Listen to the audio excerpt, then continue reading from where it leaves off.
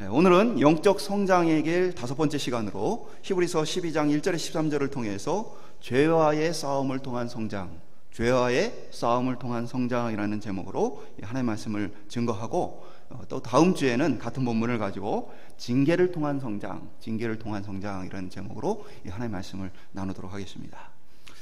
우리는 지금까지 이제 영적 성장이란 농부가 되시는 하나님의 손길에 의해서 성장하게 되어지는 것이다. 하나님이 다 공급하시고 또 우리를 돌보심으로써 우리가 자라나게 되어진다 말씀을 함께 나누었습니다. 그럼에도 불구하고 신앙이란 하나님께서 물론 우리를 돌보시지만 저절로 되어지는 것이 아니라 한편으로는 우리 역시도 그것에 대해 힘쓰고 애써야 할 부분이 있다는 것도 기억을 해야 합니다. 영적 성장은 이 구원의 원리하고도 사실 똑같습니다. 구원을 이루어간다 라는 말은 영적으로 자라나간다 라는 말하고 똑같은 말이에요. 그렇기 때문에 이 원리가 같은데, 구원 역시도 하나님이 선물로 우리에게 구원을 주셨지만 우리 역시도 구원을 위해 구원을 이루어가야 하는 우리의 책임과 역할이 있는 것 같이, 영적 성장 역시도 하나님이 우리를 위해서 모든 것을 공급해 주시지만 우리 역시도 하나님의 그 부르심을 따라 애쓰고 힘써야 할 것이 있다라는 것들을 살펴봐야 합니다. 그래서 오늘 우리에게 애쓰고 힘써야 할 것이 무엇이 있는가, 이러한 부분에서 좀 함께 말씀을 나누고자 합니다. 많은 사람들이 이 그리스도인이 되어지면 삶이 무조건 편안해질 거라고 생각을 하는 경우가 있습니다. 교회에 오면 모든 문제들이 다 해결될 것이다 라고 생각하기도 합니다. 실제로 이제 교회에 와서 가정의 갈등이나 개인적인 어떤 문제들, 이런 것들이 고침을 받고 나음을 받는 일들을 많이 보기는 합니다. 그러나 그렇다고 해서 우리가 가만히 앉아서 이제는 편안함을 누려야 하느냐? 사실은 그렇지 않다는 것이죠. 종종 사람들은 이 마태복음 11장 28절과 같이 수고하고 무거운 짐진 자들아 다 내게로 오라, 내가 너희를 쉬게 하리라. 이 말씀을 생각하며 주님께로 가면 이제는 내가 그냥 쉬면 되겠구나 라는 생각을 할 수 있어요. 그러나 이 말은 무거운 짐 다 내려놨으니 이제 쉬기만 하면 된다라는 의미는 아닙니다. 왜냐하면 예수님께서 이 말씀을 하시고 바로 다음 절에 뭐라고 말씀을 하시냐면 11장 29절과 30절에 보면, 나는 마음이 온유하고 겸손하니 나의 멍에를 메고 내게 배우라.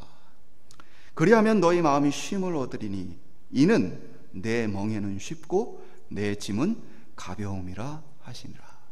그러니까 짐을 벗고 그냥 쉬면 되는 게 아니고, 우리의 짐을 일단 내려놨으면 이제 뭘 져야 돼요? 예수님의 짐을 져야 돼요. 예수님 우리에게 짐 지어주시는 거예요. 그래서 그 짐은 그러나 쉽고 가볍다. 이게 무슨 말이냐면, 이 멍에라는 이 단어, 이 속에 이제 히브리인들이 쓰는 이 단어에는 두 가지의 큰 뜻이 있습니다. 하나는 함께 멍에를 지다라는 뜻이 있고, 또 다른 단어로는 저울이라는 단어가 있어요. 왜 그러죠?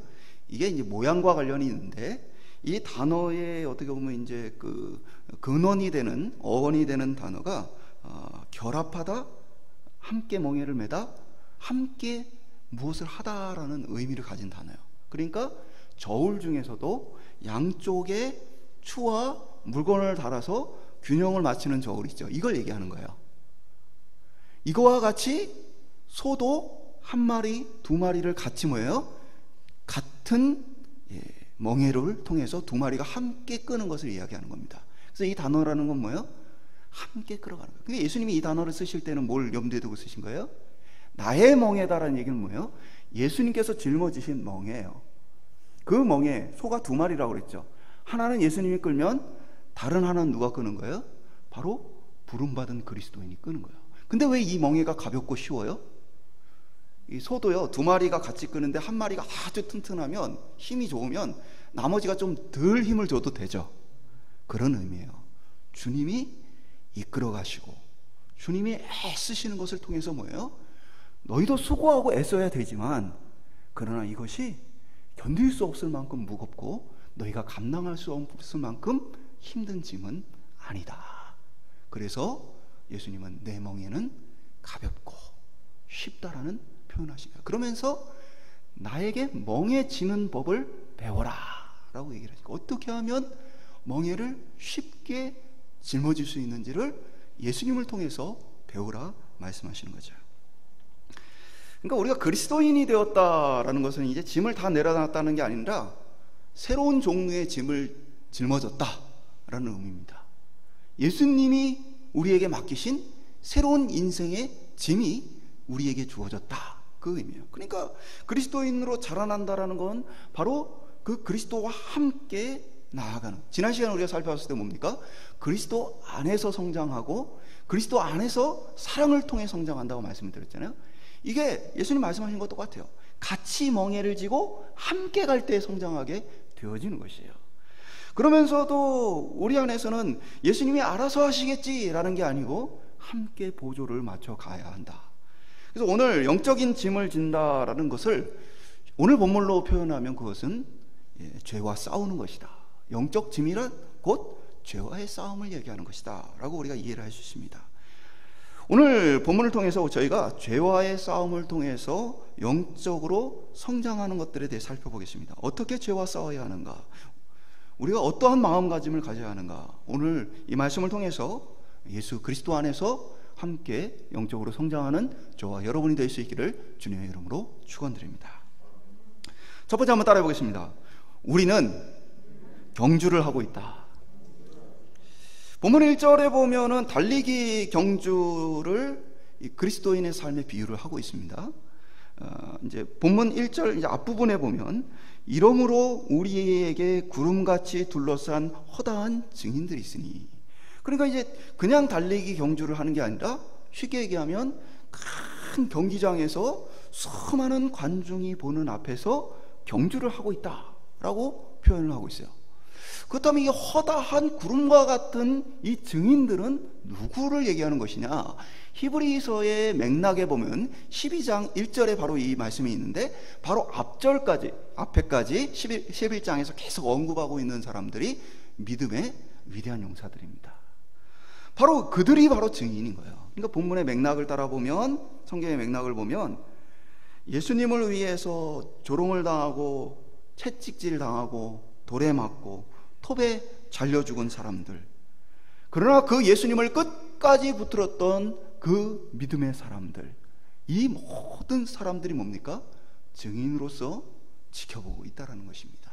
뭘요? 우리가 지금 하고 있는 이 경주를.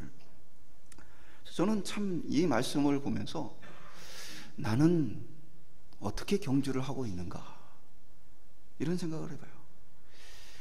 저렇게 대단한 사람들이 지켜보며 응원하는 그 속에서 나는 어떤 경주를 하고 있는가. 야, 저 사람들 앞에서 내가 부끄럽구나.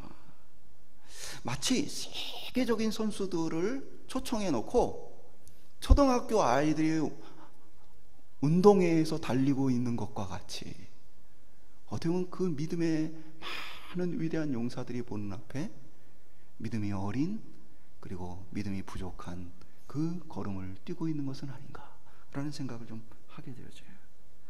그럼에도 중요한 것은 무엇이냐면 바로 우리가 그 경주자라는 사실입니다.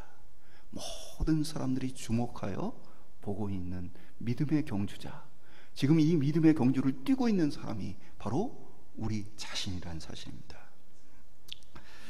이번 도쿄 올림픽에 강유정이라는 여자 유도 선수가 있었어요. 이 친구가 48kg 이제 선수인데, 이제 경기에 나가기 전에 몸무게를 이제 재는 과정에서 350g이 넘어섰어요. 이 350g 때문에 이제는 초과를 해서 경기를 못하게 됐어요. 그래서 이 선수가 여름에 밖에 나가가지고 물도 안 마시고 막 뛰어서 땀을 쏟아가지고 한 200g 가까이를 줄였어요. 200g어치 이제 땀을 다 뺐는데도 여전히 150g이 초과를 해서 어떻게 했습니까? 삭발을 하고 경기에 임하게 되어졌죠. 뭐 다른 사람들의 시선이나 뭐 여성으로서의 외모에 대한 어떤 것, 이제 모든 사람들이 생중계하고 있는데 그런 것들에 대한 것들은 중요하지 않고 이 경기에 내가 나가야 되겠다라는 의지가 강한 것이죠. 저는 강효정 선수만이 아니라 올림픽에 나갔던 거의 모든 선수가 다 그와 같을 거라고 생각이 듭니다. 경기에 나가야 한다라는 선택을 위해서 다른 것들은 다 신경 쓰지 않고 선택을 하겠다 생각합니다. 제가 이 말씀을 드리냐면 오늘 보면 우리 인생이 경주라고 얘기를 하고 있어요. 경주를 하는 연습이 아니고 우리는 경주를 하고 있는 겁니다. 연습은 머리 안 깎고 해도 돼요. 150g 초과돼도 다음에 빼서 하면 됩니다. 연습은 또 다른 기회가 있고 다시 해도 되는 겁니다. 그러나 경기는 그렇게 할 수가 없는 것이죠. 그러나 많은 사람들이 인생의 영적 경주를 달리면서도 마치 연습 경기를 하듯 신앙생활을 합니다. 쉽게 물러서게 되어져요. 하나님, 이번엔 좀 안 되겠어요. 하나님, 저 이번에 저게 너무 갖고 싶어요. 내가 저거를 정말 꼭 이루고 싶어요. 그래서 하나님의 어떤 그 부르심에도 불구하고 자꾸 타협을 하고 연습 경기처럼 다음에 잘하겠다라는 그런 생각과 태도를 가지고 살아가는 그리스도인들이 많다라는 것이죠.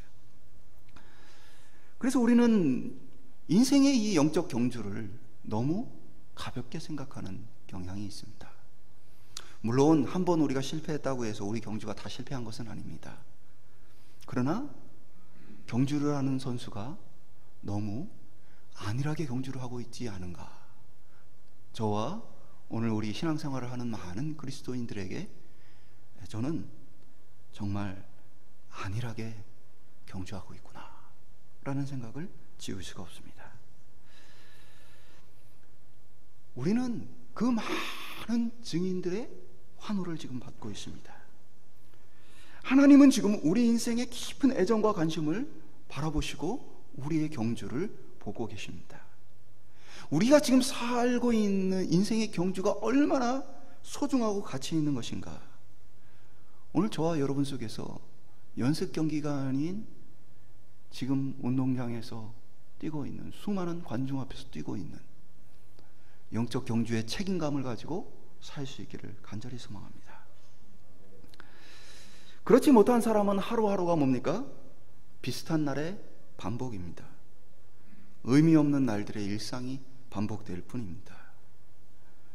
그러나 경주를 하는 선수는 어떻습니까? 어저께 경주를 했더라도 오늘 새로운 시합이 있으면 어떻게 해야 되는 거예요? 다시 마음을 가다듬고 뛰어야 하는 것입니다. TV를 보니까 우리나라 이제 배구 김연경 선수가 일본하고 우리 경기에서 이기고 이제 4강을 이제 확정을 짓고 선수들이 그 감격적인 역전 승리에 막 환호하고 기뻐하고 있을 때 선수들 향해서 우리 경기가 끝난 게 아니다. 감정을 빨리 추스러라. 우린 다음 경기가 있다. 그렇게 얘기를 했다고 그래요. 그게 우리의 삶인 거죠. 어떤 사람들은 과거의 영광에 아직도 취해 있어요. 어떤 사람들은 그냥 지나간 많은 것들에 대한 생각들로 가득 차서 지금 내가 뛰고 있는 또 당장 뛰어야 할 경주를 생각하지 못하고 있어요.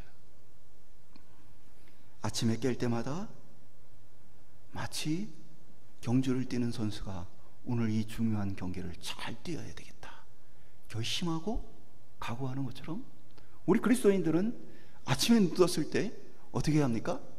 하나님, 오늘 내가 이 믿음의 경주를 완주하고 승리할 수 있도록, 오늘 좋은 믿음의 성적을 낼 수 있도록 하나님 도와주시옵소서. 아침에 눈 뜰 때마다 하나님 앞에서 경주하는 경주자의 마음으로 우리 인생의 정말 가치와 그 소중함을 깨닫고 살 수 있는 저와 여러분이 될 수 있기를 간절히 소망합니다. 하루하루 지나가는 똑같은 날의 반복이 아닙니다. 우리는 매일 중요한 경기를 치르는 아주 중요한 선수들입니다. 옆에 계신 분들에게 또 나 자신에게 이렇게 고백했으면 좋겠습니다. 내가 대표 선수다. 여러분은 하나님 나라의 대표 선수입니다. 하나님께서 각각의 영역으로, 회사로, 직장으로, 이웃으로, 사회로 하나님 보내시는 하나님 나라의 대표 선수들입니다. 그 책임감을 가지고 인생을 가치 있게 이 경주에 임할 수 있는 저와 여러분 되시기를 축원드립니다. 두 번째 한번 따라해 보겠습니다. 죄를 벗어버리고 인내해야 한다. 오늘 본문 1절 하반부에는 모든 무거운 것과 얽매이기 쉬운 죄를 벗어버리고 인내로서 우리 앞에 당한 경주를 하며 라고 기록하고 있습니다. 무겁다 라는 이 단어는 원래 뜻은 덩어리라는 뜻을 가지고 있습니다. 짐덩어리. 짐덩어리를 얘기하는 거예요. 또 얽매이기 쉽다 할 때 이제 얽매이다라는 표현은 둘러싸다 또는 방해하다 라는 뜻을 가지고 있습니다. 그러니까 이 히브리서 기자는 아주 상식적인 이야기라는 거예요. 당시 운동 경기는 스타디움에서 운동 경기를 할 때에 어떻게 하고 운동 경기를 했냐면 옷을 다 벗고 뛰었어요. 그래서 여성들은 이제 경기장에 들어갈 수가 없었고 남성들만 경기를 하게 되었는데 당시 옷을 다 벗고 운동 경기를 했습니다. 그러니까 운동 경기에 가서 짐을 지고 뛰는 선수도 없고 막 거추장스러운 그런 막 화려한 옷을 입고 뛰는 선수도 없습니다. 아주 상식적인 것이죠. 경주를 뛰려면 그러한 것들은 다 내려놓고 뛰어야 하는 것입니다. 근데 이제 그것을 다른 표현으로서 오늘 본문은 인내라고 표현을 하고 있습니다. 인내라는 것은 그 자리에 딱 버티고 서 있는 것입니다. 힘들고 지치는데도 버티는 것입니다. 그럼 우리에게 주어진 경기가 힘들다라는 것을 이 인내라는 단어가 또 보여주기도 합니다. 그러니까 운동선수들을 쉽게 이제 제가 설명을 드리면 운동선수 나름대로 규칙들이 있죠. 그러니까 어떤 경기에는 이제 몸무게를 좀 유지해야 하는 경기가 있고 또 어떤 경기는 심폐 능력이 굉장히 중요해서 본인 심폐 능력을 잘 관리해야 되는 경기들도 있습니다. 그러니까 이 경기마다 각각의 어떤 중요한 포인트들이 있어요. 근데 그것들을 위해서 선수들은 뭐 합니까? 철저하게 관리를 해야 되는 것이죠. 그러니까 예를 들면 술 먹고 담배 피고 몸에 좋지 않은 것, 심폐 기능에 좋지 않은 것들을 행하면서 좋은 선수가 되려 하는 것은 사실은 맞지 않은 것이죠. 내가 0.01초의 시간이라도 단축하기 위해서는 먹는 것, 생활하는 것을 조절해야 합니다. 그러니까 몸무게를 조절해야 되는 선수들은 특히나 음식에 대한 욕구를 절제를 해야죠. 먹고 싶은 거 다 먹는 게 아니죠. 철저하게 조절하고 해서 음식을 먹어야 합니다. 그러니까 이게 바로 인내라고 우리가 이해를 할 수 있어요. 뭐요? 누릴 수 있는 것들이 많이 있어요. 근데 내가 이 경주를 위해서 그 누릴 수 있는 것들을 어떻게 하는 거예요? 참는 거예요. 다른 사람들은 그것들을 누리며 기뻐하고 즐거워하고 있어요. 나는 그것을 보면서 내가 당한 이 경주, 나에게 주어진 이 경주를 위해서 다른 사람들이 누리는 것들을 포기하는 거예요. 그게 바로 인내라고 얘기할 수 있는 것입니다. 그럼 무엇을 우리가 참고 견뎌야 하는가? 그것은 죄라고 표현할 수 있고 또 다른 표현으로는 세상의 정욕이라고 표현할 수 있습니다. 사람들이 누리고 싶어하고 가지고 싶어하는 것, 뭐 부자가 되고 싶은 것, 권력을 갖고 싶은 것, 인기를 누리고 싶어하는 것, 자랑하고 싶은 것, 인간의 수많은 이러한 욕구들을 우리는 죄라고 얘기할 수 있습니다. 이러한 욕구를 예수를 믿었음에도 불구하고 교묘하게 우리 안에 버리지 못한 채 계속 얽매이는 그러한 신앙생활을 하기가 쉽습니다. 어떤 하나를 내가 내려놓았다 하지만 다른 것들에 대해서 내려놓지 못함으로 그것에 자꾸 걸려 넘어지는 그러한 모습들을 우리가 가질 수 있다는 것이죠. 계속해서 경주를 방해하는 거예요. 한비자의 이 설림 상편에 보면 병법 36개 중에 승전계, 그 중에 이제 6번째 6개가 성동격사라는 게 있습니다. 성동격사는 서쪽에 소리를 내고 동쪽에 소리를 내고 서쪽에서 이제 공격을 하는 것입니다. 무슨 말씀을 드리려고 하냐면 이 마귀의 계략이에요. 우리가 예수를 믿고 내가 참 이런 부분들이 변화가 되었다, 내가 참 이러한 것에 대한 세상의 정욕을 내려놓았다. 근데 다른 것들은 안 내려놓은 거예요. 그래서 마귀는 계속해서 우리가 너는 이걸 내려놨어, 너는 이거 참 했구나 하면서 우리에게 얘기하면서 뭐예요? 우리를 진짜 걸려 넘어지게 하는 걸 뭐예요? 제거하지 못하게 합니다. 그러니까 쉽게 얘기하면 한번 생각해 보세요. 손목이 묶이고 발이 묶인 선수가 달리기 경기를 하는데 발이 묶인 거는 풀렸어요. 근데 손이 묶인 채로 달리면 좋은 성적을 낼 수 있겠습니까? 아니, 다 풀어야 되는 거예요. 그러니까 어떠한 것은 풀었으나 어떠한 것은 여전히 우리를 얽매이고 있다면 어떻게 해야 되는 거예요? 그것을 풀어내야 하는 것입니다. 그러니까 오늘 우리가 잘한 것도 있어요. 그러나 우리가 여전히 신앙생활에 걸림돌이 되어지는 우리 내면에 있는 육체의 정욕들, 세상의 정욕들에 대해서 우리는 잘 돌아볼 필요가 있다는 사실입니다. 바가지 밑바닥이 아무리 튼튼해도 구멍 하나가 나면 어떻게 해요? 줄줄줄 새는 것입니다. 막아야 되는 거예요. 마찬가지로 우리 인생에 정말 이 경주에서 다른 많은 것들을 잘한다라도 몇 가지가 우리를 붙잡고 있으면 그것 때문에 좋은 결과를 기대하기 어려운 것 같습니다. 그러니까 우리 신앙의 선배들 그런 모습을 많이 보여주잖아요. 참 대단한 신앙인이다, 훌륭한 신앙인이다 했어요. 그러나 시간이 지나고 나서 그렇지 않구나, 사람들에게 손가락질을 당하고 욕먹는 모습을 보게 되어집니다. 그러니까 어떠한 한 면에서는 굉장히 뛰어나고 대단했지만 그러나 다른 한편의 연약함을 그대로 해결하지 못한 채 두니까 결국 그것이 인생의 말년에 어떻게 보면 큰 오점이 되어지고 쌓은 것들을 다 쏟아내게 되어지는 결과를 초래하게 되어진 것이죠. 인내라는 이 표현처럼 우리가 죄와 앞에서 우리 얽매게 하는 것으로부터 우리 자신을 지키는 게 쉽지 않습니다. 몸에 좋지 않은 음식 더 맛있어 보이죠.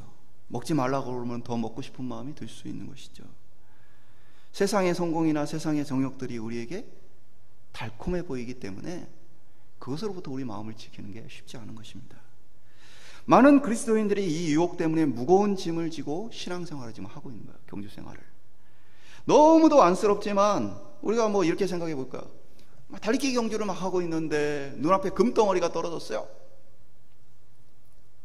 그것도 가벼운 금덩어리가 무거운 금덩어리가 떨어졌어요. 얼마나 큰 돈이겠어요?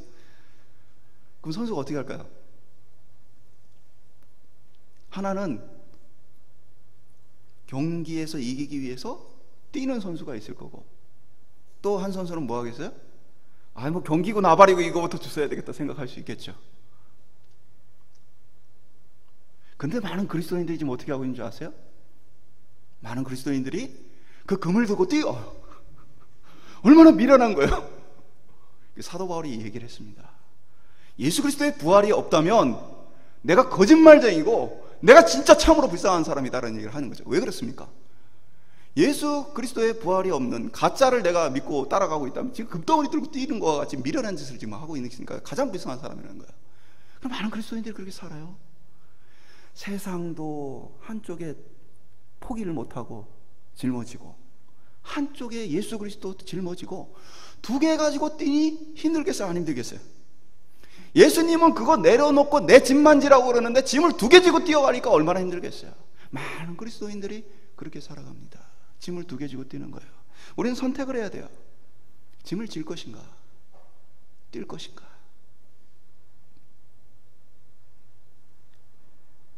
죄가 달콤해 보이고 대단해 보여도 우리가 그리스도인이 되었다는 건 뭘 알았다는 거예요? 하나님 나라의 가치를 알았다는 것입니다. 이 땅의 어떤 것하고 비교할 수 없는 하나님 나라 가치를 한 거예요. 저는 이 생각을 할 때마다 되게 기분이 좋아요. 저희 아내가 종종 저를 괴롭게 해요. 저희 아내를 기분 나쁘게 하는 뉴스는 부동산 값이 올랐다는 뉴스예요. 저희 집이 없으니까 그런 뉴스가 막 들려오고, 또 이제 직장에서도 뭐 이렇게 서울에서 직장 생활하고 또 안정된 직장 생활 하다 보니까 뭐 그분들이 재테크를 잘 하신 것 같아요. 그러니까 뭐 이 서울에 강남에 뭐 이런데 아파트들을 다 사놓은 분들이에요. 그러니까 그 값이 많이 올랐죠. 근데 저희 아내 입장에서는 참 그런 얘기들을 들을 때마다 나하고의 격차가 점점 나는 거죠. 그래서 벼락거지라고 얘기하죠. 벼락거지가 됐다. 그러니까 그런 뉴스가 막 들리면 막 괴로워요. 근데 저는 뭐 그렇게 괴롭진 않아요. 이유는 그래, 남아있는 한 50년 잘 살아봐라. 나는 천국이 기다리고 있다. 하나님이 날 기다리고 있는데 그 50년에 마음껏 들떠서 기뻐해라. 나는 영원한 것을 기대하며 살고 있다. 그러니까 하나님이 내게 주실 이 상급과 은혜를 생각하면 기분이 좋은 거야. 그래, 뭐 오늘 내가 눈물을 흘려도 눈물 닦아주시는 날이 있으니까. 내가 오늘 수고를 하고 땀 흘려 아무 결실이 없어도 그 결실을 주실 분이 계시니까. 오늘 우리 그리스도인들은 뭘 바라보는 사람들입니까? 하나님의 신실한 약속을 바라보며 세상의 정욕과 하나님의 약속 사이에서 선택하는 사람이에요. 그것에 인내하며, 세상에 대해 인내하며. 저도요, 세상에서 사람들이 좋아하는 것 바라보면서 부러워하는 마음이 전혀 없을까요? 저도 부러운 마음이 전혀 없다고 그러면은 제 인간이 아니죠. 제 인간인지라 저도 그런 것들을 보면 부러울 때가 있고 좋아 보일 때가 있어요. 그러니까 뭐 하는 거예요? 인내하는 거예요. 죄에 대해서, 무거운 짐에 대해서 인내하는 것입니다. 오늘 저와 여러분이 예수, 오늘 본문이 말하고 있는 믿음의 주여 온전케 하시는 예수를 바라보라. 그 예수의 삶이 뭐였어요? 십자가를 지고 가셨던 삶이었어요. 세상의 명예, 사람들이 막 환호하는 것, 어떻게 보면 백성들이 얼마 전까지만 해도 예수님 우리의 왕 되어 주십시오 하면서 막 임금 삼으려 했던 그 분위기의 열광, 그 예수님 다 버리고 예수님 뭘 선택했어요? 십자가의 길을 선택했어요. 그게 바로 예수의 모습을 바라보는 사람이에요. 오늘 저와 여러분이 금덩어리 안고 열심히 달리기 경주하는 사람 되지 말고 다 벗어버리고 경주할 수 있는, 죄를 벗고 인내하며 신앙생활하는 저와 여러분 될 수 있기를 축원드립니다. 마지막으로 따라해 보겠습니다. 피 흘리기까지 죄와 싸워야 한다. 그러니까 앞절에 나와 있는 모습은 뭡니까? 수동적으로 어떻게 보면 내가 참고 견디는 거에 대해 얘기를 하고 있어요. 근데 오늘 이제 뒷부분에 이 4절의 본문은 뭐예요? 적극적으로 죄에 대해서 대항하고 싸워야 될 것에 대해서 이야기를 하고 있습니다. 히브리서 12장 4절은 너희가 죄와 싸우되 아직 피 흘리기까지는 대항하지 아니하고. 그러니까 지금 성도들은 죄와 싸우고 있어요? 안 싸우고 있어요? 싸우고 있어요. 열심히 싸우고 있어요. 근데 어디까지는 안 싸웠다고요? 피 흘릴 정도까지는 안 싸웠다. 근데 이 피 흘리다라는 이 표현도 사실은 앞절에 있는 십자가를 지신 예수님의 모습에 비춰볼 때요, 예수님 십자가에 흘린 그 피와 같이 우리가 그와 같이 피를 흘리지 않았다라는 본문에 이어지는 맥락이 있어요. 성도들이 인내하고 있고, 하지만 아직 그리스도의 십자가에 피 흘림 같이 죽기까지 싸우지는 않았다. 히브리서는요, 고난이 많은 상황의 성도들에게 쓰여진 서신서입니다. 많은 그리스도인들이 예수님을 떠나고 배교하는 상황 속에 있습니다. 박해가 심해질수록 배교하는 사람들이 많이 나옵니다. 고난 앞에서 우리를 무너뜨리려는 마귀 앞에 많은 사람들이 영적 생명을 잃어버리게 되어집니다. 치열한 영적 전투의 이러한 현장 속에서 치열하게 목숨 걸고 싸우라고 사도 바울, 이 히브리서 기자가 얘기를 하고 있는 것이죠. 오늘 우리의 시기 역시도 영적으로 본다면 평화의 시기가 아니라 뭡니까? 치열한 영적 전투의 현장이죠. 은혜가 막 넘쳐나고 뭐 사회가 정말 주님께로 돌아오고 변화되고 그런 시대가 아니고 점점 믿음의 사람들이 소외되고 사람들에게 손가락질 당하고 외면을 당하고 그러한 시대를 우리가 살고 있어요. 그러나 이 코로나19에 익숙해지면서 어떤 사람들은 예수님 간절히 찾는 것을 멈춰버렸어요. 하나님께서 나를 왜 부르셨는지 이유도 목적도 없이 살아가는 패잔병들이 넘쳐납니다. 싸우기는 싸우되 승리할 싸움을 못 싸우고 있는 안타까운 이들이 많습니다. 오늘 우리가 평안하고 있는 이유가 혹시 죄와 싸우지 않기 때문은 아닌가? 아니면 지금 피 흘리기까지 철저하게 싸우지를 못하고 적당한 수준으로 영적 싸움을 싸우기 때문에 평안한 상태에 있는 것은 아닌가? 저는 선교지에 만났던 많은 사람들을 기억합니다. 어떤 여인은 예수를 믿는다는 이유로 가족으로부터 버림받았고 그래서 굶주리면서도 신앙생활을 하고 있었어요. 어떤 이들은 예수를 믿는다는 이유로 마을 사람들이 마당으로 집으로 돌을 막 던지는 그런 박해 속에 예수를 믿고 있었어요. 어떤 사람은 자신을 죽이려는 아버지를 피해 도망다니며 예수를 믿고 있었어요. 제가 만난 많은 그리스도인들은 타협하지 않고 주를 위해 피를 흘리고 있었어요. 그들을 생각하면서 나는 피를 안 흘리고 있구나 라는 생각을 하게 되어져요. 피를 안 흘리고 있구나. 갈등이 생기지 않을 정도의 적당하게 예수를 믿고 있는 것은 아닌가. 제가 요즘에 좀 반성하는 게 있어요. 제가 이제 교회에 오는 분들이 마음이 불편하지 않도록 제가 이렇게 막 다가가서 인사하고 막 이러지 않습니다. 그냥 멀리서 인사하고 그렇게 합니다. 교회 편안하게 차도 대시고 교회 화장실도 편안하게 이용하시고 그렇게 하시도록. 근데 이게 어느 날은 내가 지금 너무하고 있는 게 아닌가 그런 생각을 좀 해봤어요. 교회까지 왔는데 내가 뭐 이렇게 그래도 복음을 전하는 사람으로서 뭐라도 좀 더 해야 되는 게 아닌가 그런 생각도 해봐요. 한편으로 서로 불편하지 않게 적당하게 하는 것은 아닌가. 예수에 미쳐서 예수님에 미쳐서 지금 피를 흘리고 동네 사람들이 손가락질하면서 저 교회 가면은 목사가 자꾸 따라와 뭐 하면서 그럴 정도 뭐 어떤 게 좋은 건지는 모르겠지만 지혜롭게 해야 되겠지만 한편으로는 내가 사람들에게 그냥 좋은 사람 그게 꼭 좋은 것은 아니다는 생각을 해요. 가족과의 관계에서 예수님 때문에 갈등이 일어나는데 예수님 조금 내려놓으면 갈등이 없죠. 피를 안 흘리는 거예요, 우리가.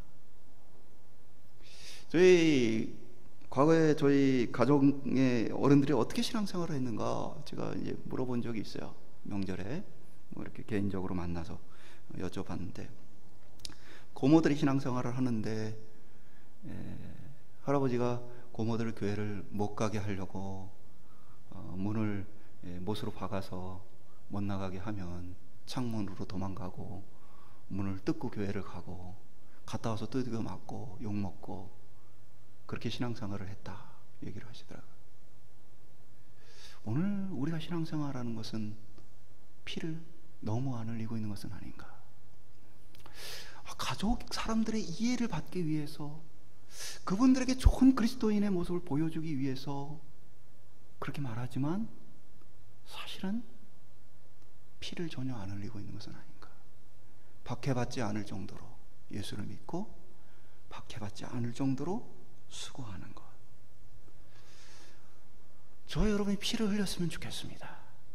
하나님 앞에 서는 그날에 사도 바울이 고백한 것과 같이 나는 예수의 흔적을 가졌다라는 말과 같이 우리가 최소한 예수를 믿으면서 내가 이러한 예수의 흔적을 갖고 살았습니다 고백할 수 있기를 소망합니다. 그게 가족으로부터의 고통이든 주변 사람으로부터의 고통이든 아니면 예수님을 믿고 따르기 때문에 여러 가지 나에게 이유 없이 찾아오는 어려움이든 간에 예수님 때문에 피 흘려볼 수 있기를 소망합니다. 제가 선교 현장에서 좀 아쉬웠던 게 하나 있어요. 제가 갔던 해에 그 마을에서 잔치가 있었어요. 이제 무슬림 마을인데 마을에서 잔치가 있어가지고 이제 저희는 그 예수 믿는 분 가정에서 이렇게 지내고 있었는데 그 잔치 결혼식 잔치가 있어가지고 이 사람들이 무슬림들이 술을 먹으면 안 돼요. 근데 이분들이 철저한 무슬림이 아니니까 술을 먹었는지 뭐 어쨌든 기분이 되게 좋았는지 이분들이 와가지고 돌 들고 와가지고 예수 믿는 가정에 막 집어 던졌어요. 근데 제가 그 시간에 그 현장에 없었어요. 저는 그때 다른 가정에 전도를 하러 갔어요. 다른 몇몇 친구들하고. 그래서 지금 돌이 날아오고 있으니까 숙소로 그 집으로 돌아올 때 조심하셔라 라는 연락을 받았어요. 그리고 이제 깜깜한 밤에 이제 나머지 팀들을 끌고 갑니다. 그래서 제가 앞장을 서고 돌에 맞아도 일단 제가 먼저 맞아야 되니까 앞장서서 막 긴장한 모습으로 갔는데 상황이 이미 끝났어요. 근데 그때 들려왔던 소식은 현장에서 선교하는 이제 우리 전도사님이 한국 전도사님 계셨는데 이분은 돌에 맞았다는 거예요. 무슬림들이 다 던진 돌에. 그래서 제가 내가 그 자리에서 돌을 맞았어야 되는데 얼마나 영광스러운 돌이에요. 그래서 제가 두고 그게 아쉬워요. 그때 내가 그 자리에서 돌을 맞았어야 되는데. 나중에 우리가 그리스도 앞에 섰을 때 이런 후회가 있을 수 있어요. 내가 그때 피를 흘렸어야 하는데, 내가 예수의 피를 그때 흘렸어야 하는데. 사랑하는 여러분, 오늘 저와 여러분이 믿음으로 영적으로 성장하기 위해서는 죄와 싸워야 하고 피를 흘려야만 합니다. 적당하게 예수를 믿고 세상과 편안한 관계를 맺는 것이 아니라 예수 때문에 십자가에 달려야 합니다. 저와 여러분이 그러한 영적 싸움을 통해서 그리스도 안에서 자라날 수 있기를 소망합니다. 그래서 어느 날 우리도 커다란 무리들과 함께 다른 이들을 응원하는 아름다운 대열에 세워질 수 있는 믿음이 성숙한 저와 여러분 될 수 있기를 주님의 이름으로 축원드립니다.